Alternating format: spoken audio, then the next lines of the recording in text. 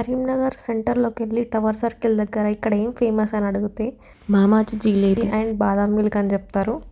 ఇంచుమించు అదే టేస్ట్ వచ్చేలాగా నేనైతే బాదాం మిల్క్ చేశాను. ఎలా చేశానో వీడియోలో చూడండి.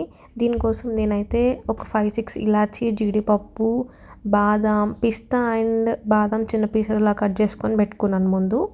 ఆ తర్వాత అయితే మిక్సర్ జార్లో ఇలాచీ, బాదాం, జీడిపప్పు అండ్ షుగర్ అన్నీ వేసి ఒక పౌడర్ లాగా అయితే చేసుకోవాలి మనం. ఈ పౌడర్ మరీ మెత్తగా కాకుండా కొంచెం గరుసులాగా చేతుకు తగులుతుంటే వచ్చేలాగే ఉండాలి. మరీ మెత్తగా అవసరం లేదు. సో దాని తర్వాత అయితే ఒక హాఫ్ గ్లాస్ వరకు దీంట్లో పాలను యాడ్ చేసేసుకోవాలి. అండ్ పాలను యాడ్ చేసుకొని మళ్ళీ ఒకసారి మిక్సర్ పట్టుకోవాలి. ఇప్పుడు దీన్ని అయితే మనం 2 కప్స్లో ఈక్వల్గా యాడ్ చేసుకొని ఆ తర్వాత ఇంకా కొన్ని పాలు యాడ్ చేసేసుకోవాలి మీది నుంచి. సో దీంట్లో అయితే నేను చల్లటి పాలే యూస్ చేశాను. మా హస్బెండ్ అయితే సేమ్ అలాగే ఉంది అన్నాడు టేస్ట్. దెన్ నెక్స్ట్ మీది నుంచి బాదాం, కట్ చేసి పెట్టుకున్న బాదాం అండ్ పిస్తా 2 కూడా యాడ్ చేసేసుకోవాలి.